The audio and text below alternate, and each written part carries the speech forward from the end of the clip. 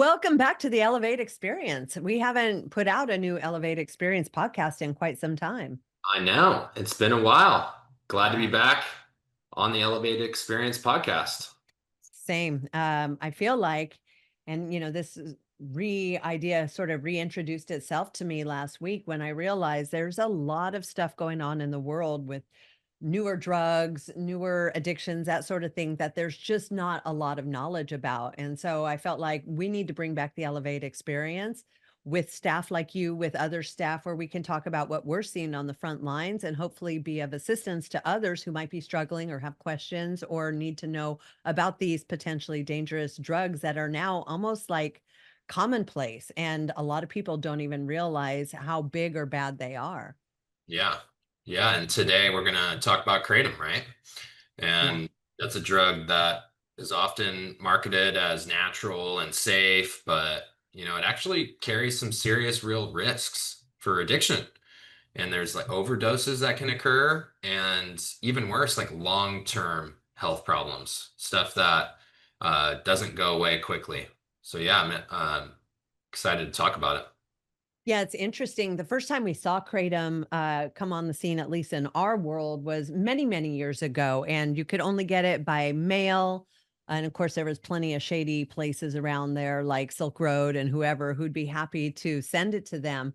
But fast forward to present time, like now you can get, at least here in California, it's become a pretty common over the counter, I guess you could call it, kind of drug that you can get in almost any head shop, any holistic place that is selling different types of herbs. Obviously the weed shops around this place, and I'm sure others, it's just become very attainable and normal, where people think because it's so easy to get your hands on, then it can't possibly be dangerous. Yeah. Yeah, some people call it gas station heroin, right? It's Yeah. like it is a serious drug. And yeah, for those that don't know what it is, kratom is a plant. It comes from a plant that's native to Southeast Asia, and it's sold in all kinds of forms. It's sold in powders, capsules, teas, extracts, and they sell it as a natural energy booster or like a safe pain reliever. And the issue with it is that kratom acts on the same brain's opioid receptors, which means it mimics the effects of opioids, and it causes dependency. So then there's also, with that comes withdrawal, and then in some cases life-threatening consequences. Yeah, and I like that you brought it up because my first thought, even as you said that, is like, oh, well, it's a natural plant medicine. That can't be bad because, out here Yeah. in California, a lot of people believe, weed's not bad because it's a plant medicine type thing. But I Mhm. think the difference here is it's more closely to like opium, which is also natural, but it's highly addictive because it is an opiate. And so it's not like weed or these other things where, maybe it is natural and holistic, but it has a physical, mental, spiritual dependency that is unlike that of other types of plant medicine. Yeah.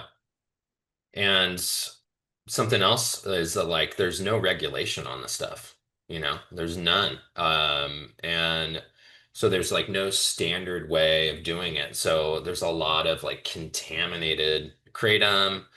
A lot of the time it can be mislabeled or even like stronger than people realize. So there's just no safe regulation on this terrible drug.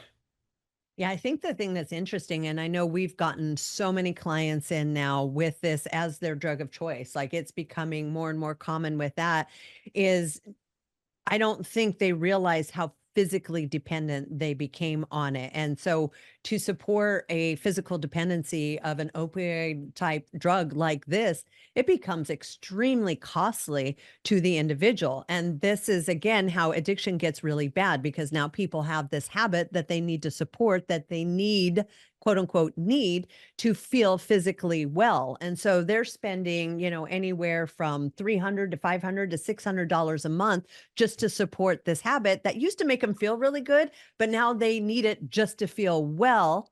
Oh, And that's where the side effects of addiction can come in, because people need to support that habit. And the more they're in that physically addictive need to support a habit, that's where criminality and unethical things occur in order to support that.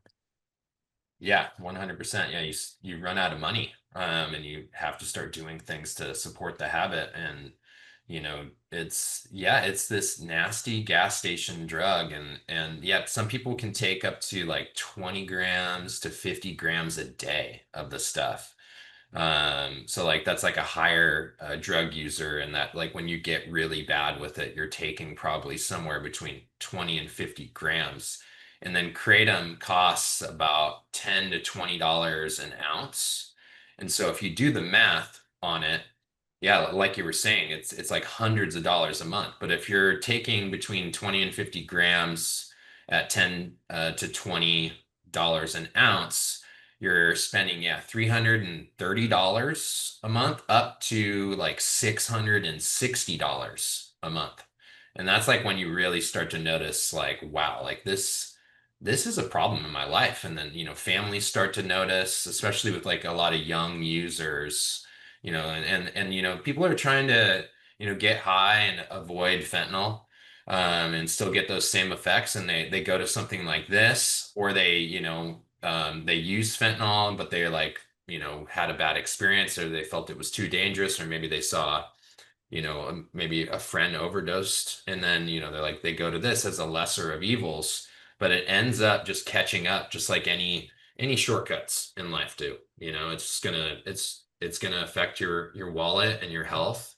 And yeah, that's really wild to hear, right? Like how much like a gas station drug could cost somebody a month. Absolutely. Well, and because it is like an opiate, unlike like say mushrooms or other types of quote unquote plant medicines, you can actually overdose on kratom. You could take a fatal dose. You can die. So there is those side effects that, again, is that on the warning label? Does anyone care who's buying it? But it is a real situation that can occur. And so, again, the reason for our podcast here is to sort of educate people and families, and hopefully even people that are struggling with this as being a truly dangerous drug that's not being talked about. It's not being regulated. It's become acceptable because you can buy it, much like alcohol, at a corner store. So it sort of downplays the dangerous effects that are still very prevalent and can happen to somebody. Yeah, definitely. And if you're using kratom, you're likely using other substances too, and the big problem is when you mix high doses of kratom with alcohol, Mm. or like benzos like, Xanax, Valium, Klonopin. And that's when the overdose events really occur, is that mixture of drugs. And I have like a little statistic. So the CDC analysis found that there was 91 overdose deaths, um, and that was out of a lot of cases of overdoses, but 27,000 cases of overdose, and 91 people died. Wow. But only seven were with kratom alone. Like, so kratom can lead to death if you use too much of it. But the rest involves, yeah, mixing substances. Yeah, well, and as we've seen, coming into the program, so we have to do urinalysis tests when they get there, because a lot of times people don't even realize the magnitude of the drugs that they're on. They think they've been getting one kind of pill from their neighbor, and then when they get to us, we're like, "You've been taking fentanyl." They're like, "Wait, what? No, I thought that was a Xanax." Like, so a lot of times, like you said, when people are using, they don't even realize what it is they're using because they don't know where they're getting it from. So with the kratom mixing in with whatever they think is a safe other drug for them to be taking, it could have a disastrous and permanently fatal effect on them, because now they're mixing different types of drugs together and hoping for the best. Yeah. Um, The biggest problem with kratom is that there's lots of heavy metals mixed in with kratom. And not So heavy metal like the good kind, like we no, like no, not like heavy metals that are bad for the like body.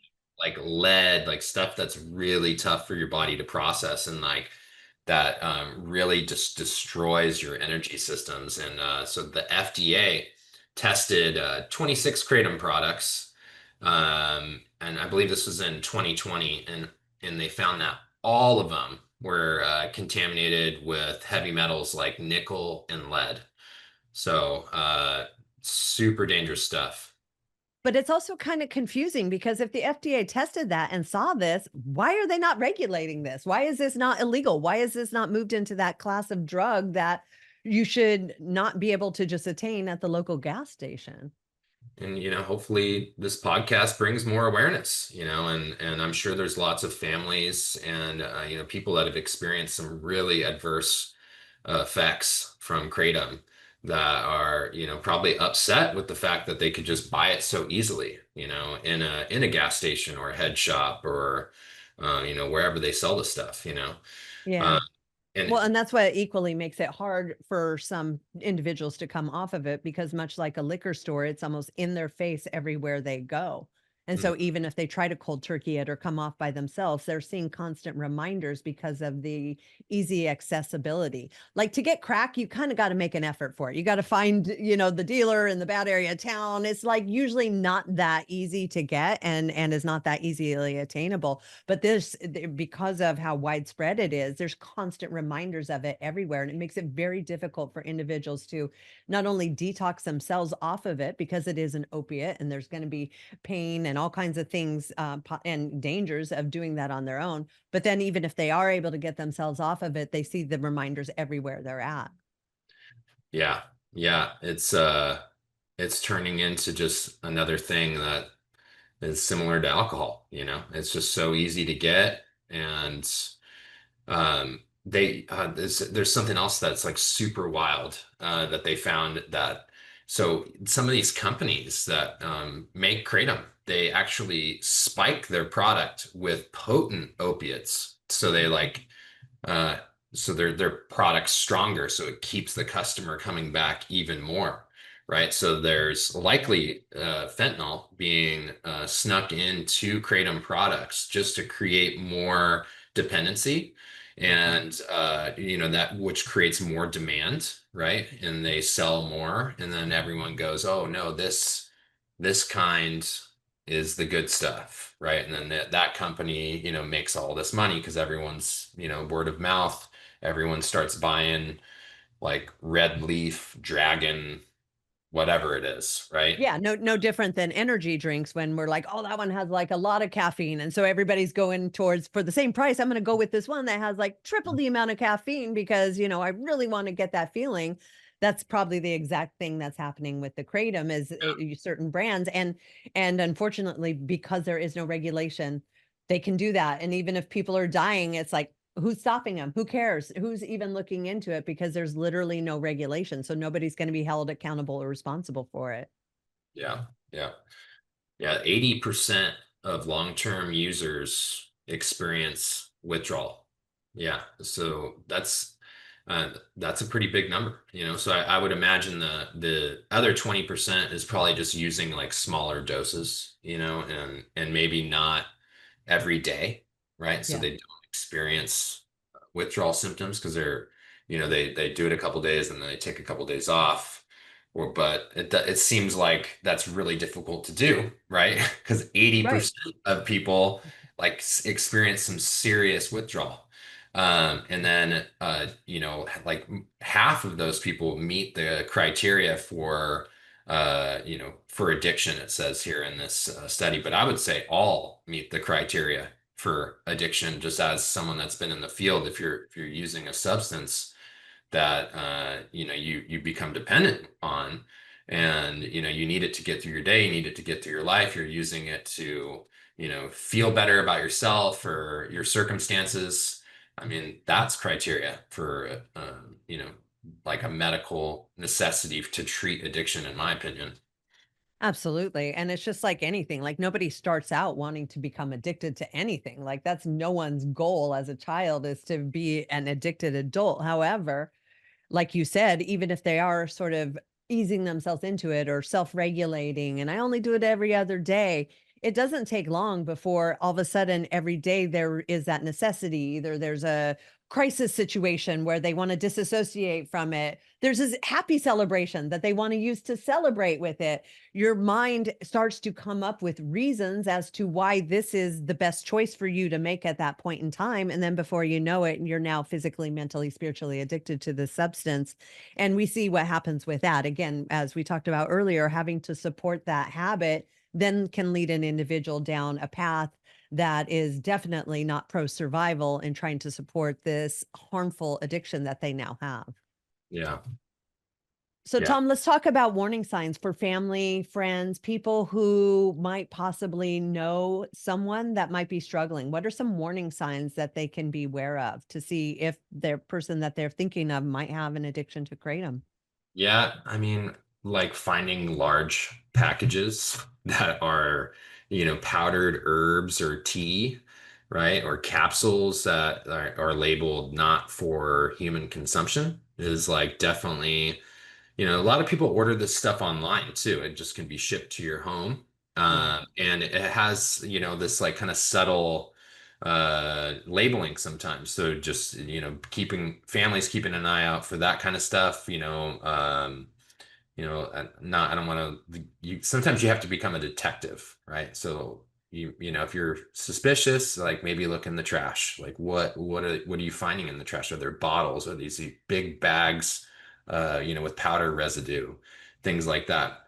Um, you And what know, are the physical symptoms like families should be looking for? Because, like if someone's on meth, you can kind of tell because their eyes are super dilated. If they're on heroin, their eyes are pinned. Like, what are some physical manifestations that an individual can have that might lead you to think they're on kratom? yeah, mood swings for sure. Like someone being very irritable. And in some cases, like seeing someone paranoid. So there's like a sense of paranoia that can come along with using the substance. And there could be, yeah, like odd sleep habits could be one. I would say that yeah, like hyper like rapid speaking, but then there's like a big contrast to that behavior later, that they're not acting like the same throughout the day. So like ups and downs with their personality. Yeah, definitely. And secretive behavior too, or like very, very a lot of defensive-ness. That's what you can see a lot, when someone's dealing with addiction. Like anything that someone confronts them like what's going on, like there's so much defensiveness. That's usually an indication that they're hiding something. So those are definitely some good red flags to watch out for. Yeah, I think it's interesting because we had talked about in the beginning how it's being marketed as a holistic type um powder substance, and it's funny because in the health food world, like those are good things. It's like you have your all natural herbs and things, and so a lot of us healthy people can have that type of stuff around where it looks like we're truly trying to be healthy, and it's a good thing. So I could see how that would be such an easy cover for somebody where they're like, "Oh no, these are just my healthy herbs. This is my healthy tea." And you're like, "Oh my God, I'm so glad you're being healthy. This is so great." And they don't realize that it's actually just almost like a front, kind of like the old days where you would have the fake can over the drug. So you couldn't tell that the drug was in there. It's almost like this fake front that's being promoted as a healthy uh, herb or whatever it is. And it really has all these detrimental effects. And I think, I kind of touched on this earlier, but I think another good warning sign is we talked about the physical dependency on it. And with that, people start to need it to quote unquote feel well. So I think you might watch people who don't have a ton on hand. They'll go from feeling really good to now they're really sick to all of a sudden they feel better again. And so there's this almost like well and sickness thing that you start seeing with them a lot that is more an indication of them needing the drug and then getting the drug, needing the drug and getting the drug. And it comes off as a sickness and wellness type yo-yo they're going through. Yeah, definitely. And another warning sign for families, a simple one And I definitely want to touch on the withdrawal symptoms that someone could be experiencing. But a warning sign for families is like unexplained financial strain. Like all of a sudden, the person needs more money, and then or like frequent online purchases, right? Mhm. So it's like, I'm thinking about like someone, early 20s or even later in life, with their, their partner, that all of a sudden out of nowhere they start struggling financially when as before, they were doing okay. And then you mix that, variable in with the moodiness and some of the other things that I mentioned, you're probably dealing with some sort of addiction related issue. But yeah, the withdrawal of this stuff is terrible, just like heroin. So yeah, muscle aches, sweating, vomiting, anxiety, insomnia is probably one of the worst symptoms of opioids. And that can last for yeah, three days, 7 days, and in some cases, like with heavy users, it could last like 2 weeks.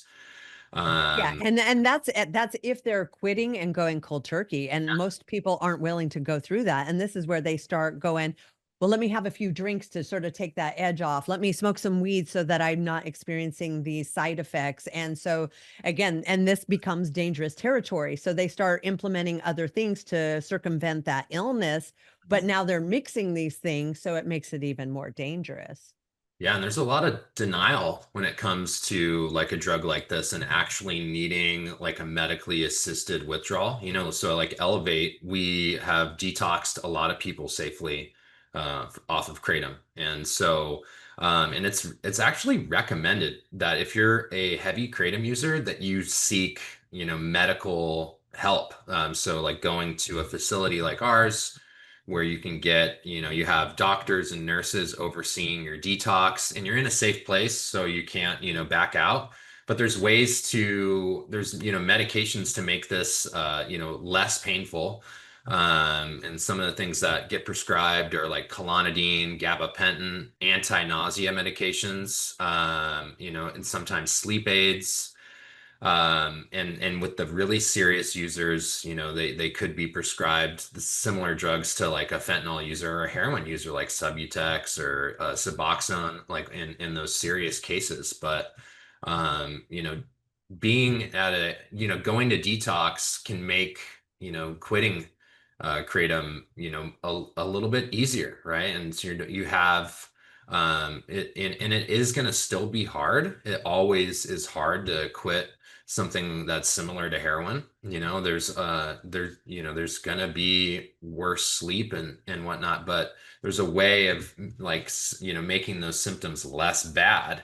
And we're not like the biggest fans of medication, but you're likely going to need some sort of medication to get through it because the willpower to go through those symptoms for a long period of time is often not there. You have to really be committed. And so, that's why we have programs like ours, right? Where we can help people through that super tough period of time where, people couldn't do it alone, right?